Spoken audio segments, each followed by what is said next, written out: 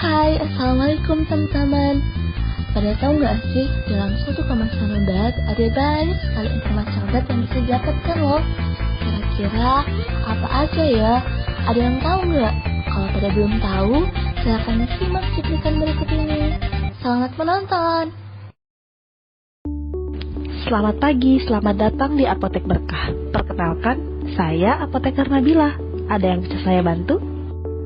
Halo Mbak, jadi begini, kemarin saya membeli obat batuk di salah satu apotek. Lalu setelah saya meminum obat ini, batuk yang saya alami tidak kunjung membaik Mbak. Kira-kira kenapa bisa begitu ya Mbak? Baik Mbak, sebelumnya apakah ketika membeli obat ini Mbak sempat membaca informasi obat yang tertera pada kemasan obat? Waduh, tidak Mbak. Karena saya baca pada kemasan obatnya tertulis obat batuk. Jadi saya berpikir obat ini sudah sesuai dengan penyakit saya. Ya, benar sekali. Obat ini memang ditunjukkan untuk orang yang sedang batuk. Namun, ada beberapa informasi penting lainnya mengenai obat ini yang ada di kemasan obat dan perlu diketahui oleh pasien. Oh, informasi apa aja ya Mbak? Saya coba jelaskan ya Mbak. Jadi, pada satu kemasan obat ini ada banyak sekali informasi mengenai obat. Di antaranya, 1. Nama obat atau merek. Nih, contohnya seperti OBH, Ambroxol, Comix, dan lain-lain. 2. Bentuk sediaan. Nah, jadi obat itu bentuknya tidak satu. Ada berbagai macam bentuk sediaan obat seperti salep, sirup, pil, kapsul, tablet, dan masih banyak lagi. 3. Komposisi obat. Bagian ini berisi informasi tentang zat aktif apa aja sih yang terkandung di dalam suatu obat. Jadi nantinya pasien bisa tahu zat aktif apa sih yang sebenarnya bisa menyembuhkan penyakitnya. 4. Tanda khusus untuk obat. Nah, tanda khusus pada obat ini ada berbagai macam Mbak. Contohnya nih, ada yang simbol hijau dengan lingkaran hitam, berarti obat tersebut termasuk golongan obat bebas. Simbol biru dengan lingkaran hitam, berarti obat tersebut termasuk golongan obat bebas terbatas.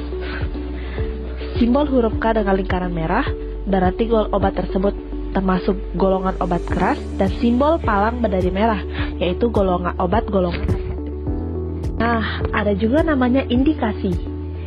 Indikasi berisi informasi mengenai khasiat obat, atau mungkin dalam kata lain, indikasi berisi informasi mengenai kondisi-kondisi di mana tubuh membutuhkan terapi menggunakan obat tersebut.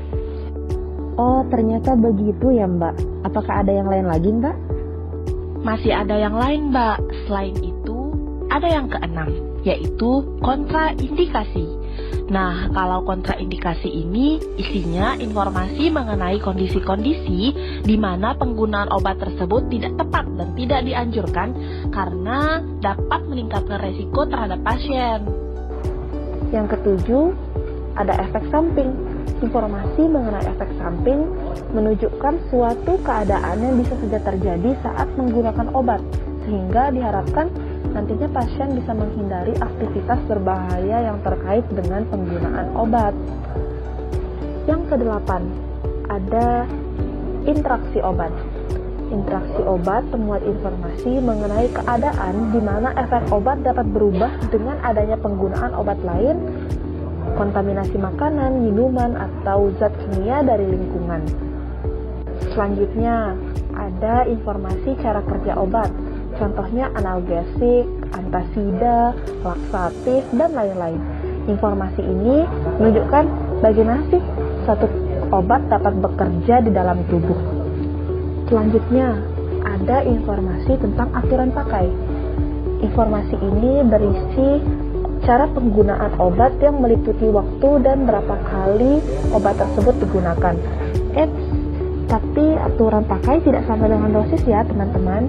Dosis merupakan sejumlah obat yang harus digunakan untuk suatu keadaan sakit tertentu.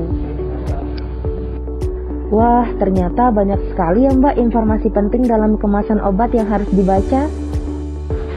Iya Mbak, masih ada lagi nih. 11. Peringatan. Tanda peringatan biasanya ditemukan di obat-obat keras. Nah, ini sangat penting untuk diketahui oleh pasien. Contohnya, peringatan nomor 2, obat hanya digunakan untuk umur dan tidak boleh ditelan.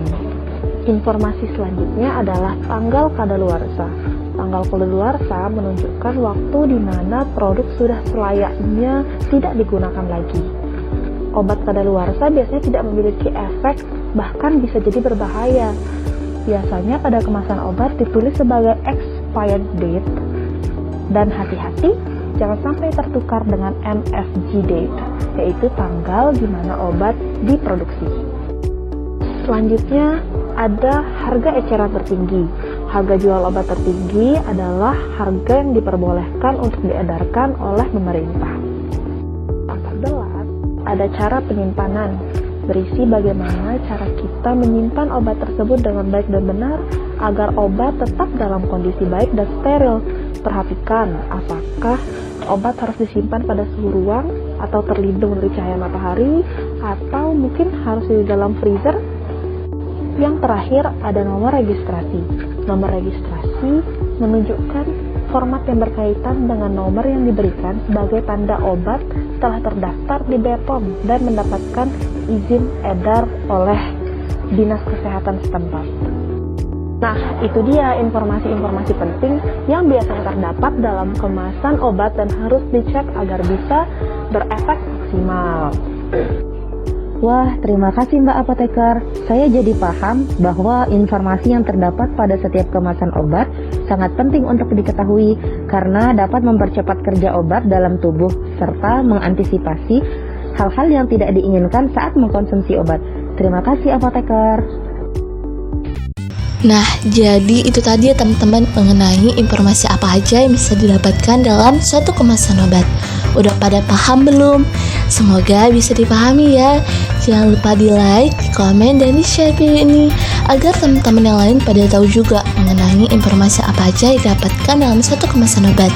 Oke, kalau gitu teman-teman, pamit dulu ya. Sampai jumpa di video lainnya. Assalamualaikum.